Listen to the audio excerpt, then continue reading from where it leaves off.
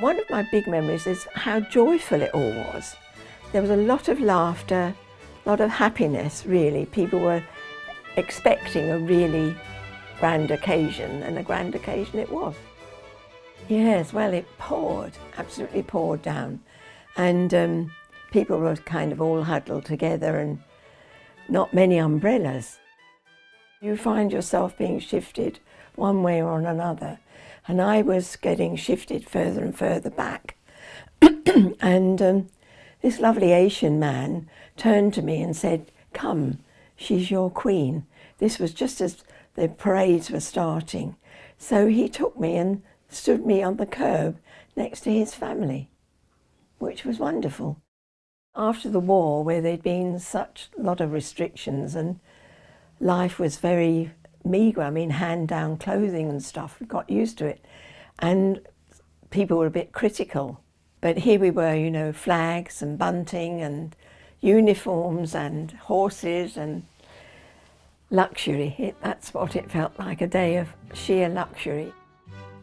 You know, that smile was always there, but underneath there must have been a lot of big challenges for her. And she was a young mother, young children, and her father's death was sudden. But of course she was well prepared, thankfully.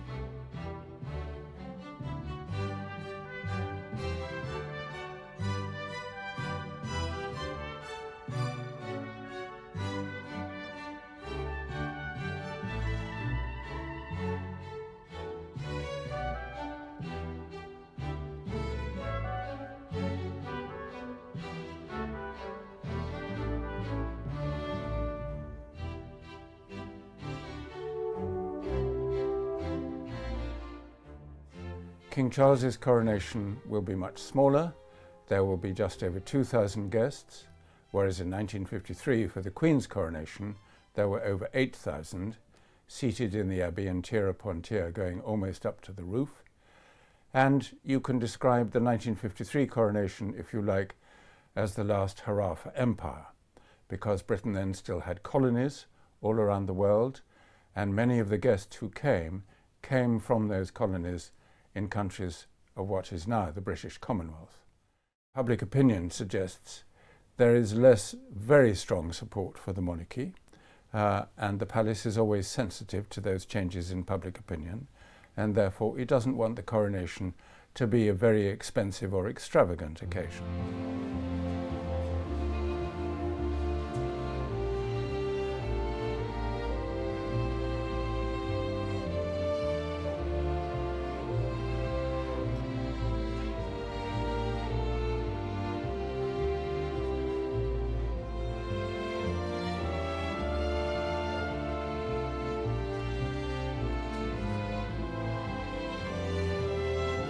I would expect this to be a very spiritual event because King Charles himself has a very strong religious belief. The coronation is presided over by the Archbishop of Canterbury. It will be a Church of England service, including a communion in the middle of it, and the King is anointed by the Archbishop of Canterbury with holy oil brought from Jerusalem.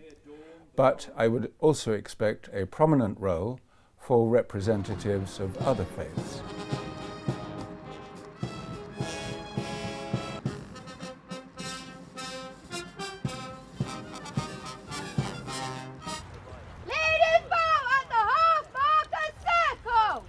I'm fairly comfortable our horses are ready for procession work. They've done quite a lot of it over the last 12 months, but it's just getting them used to the different noises and sounds and bands that they'll experience on the day.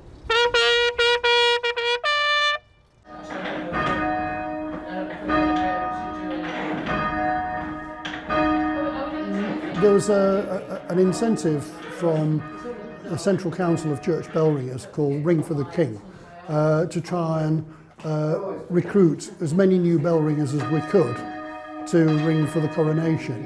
It's not easy and it does take some learning. We often reckon that it takes about 10 hours of teaching for you to be comfortably able to ring the bell and control it well on your own.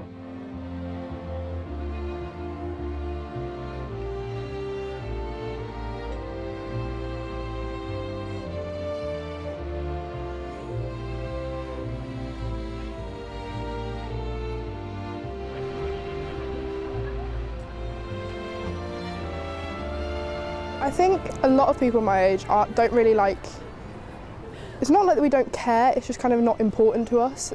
It's just one of those things that's happening again. It's just nothing really special to us because I don't think we were raised with the idea of the royals being something amazing. It was just kind of something that was in our country.